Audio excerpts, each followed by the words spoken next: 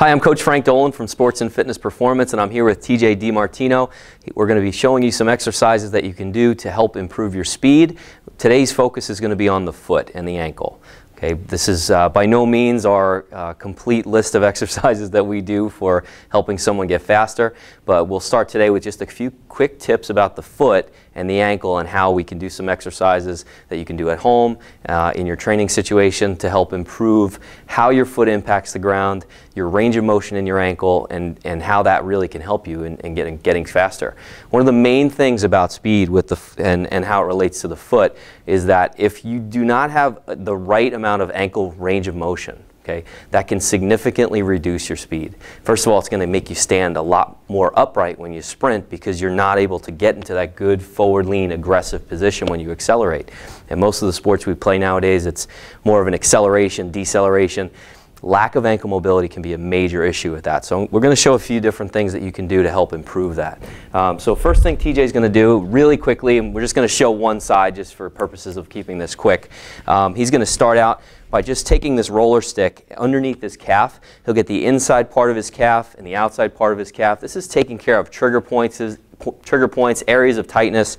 Could be soreness from the workout the day before. We just want to make sure that we're getting some good quality tissue before we go into some of our stretches. Sometimes if we go to stretch tight muscles and trigger points, we're actually just doing more harm than good. So we want to make sure we loosen things up first. We're not rolling this roller over bone, it's just on soft tissue. Okay? Next thing TJ is going to do is he's going to stand up and use just a simple lacrosse ball. You can use a baseball. They make the expensive trigger point balls. You don't need to go crazy with that. But he's just going to roll the bottom of his foot.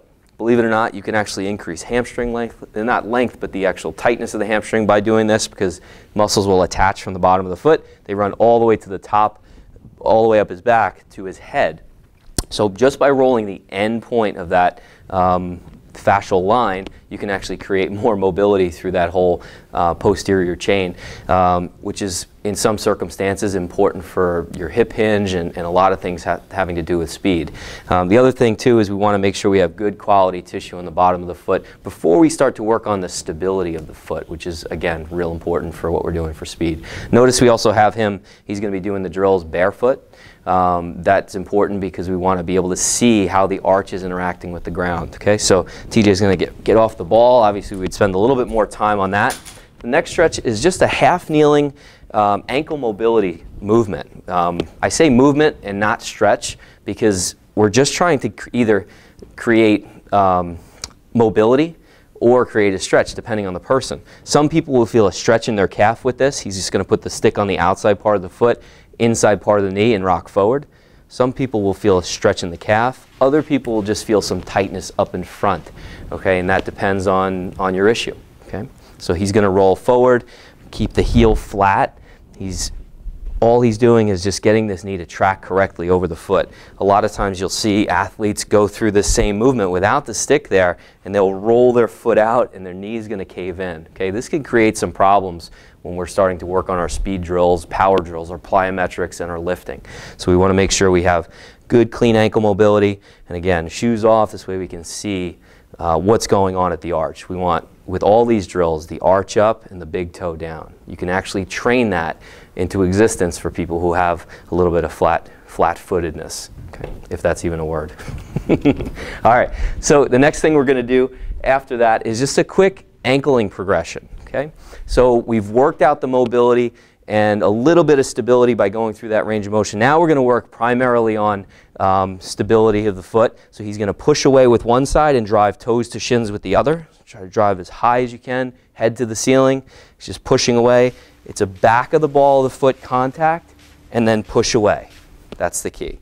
Okay, sometimes people say, run on your toes, it makes you faster. That's a complete myth. We want to make sure that we're hitting back of the ball of the foot and then pushing away. If we land on our toes, we're limited to our calf strength. We're also using a lot of hamstring when we pull through into our sprints. So we want to make sure that we're impacting the ground and pushing through. Now he'll go into a double touch contact. So it's just going to be double touch the heel. 1, 2, 1, 2, and start to get some air under your feet.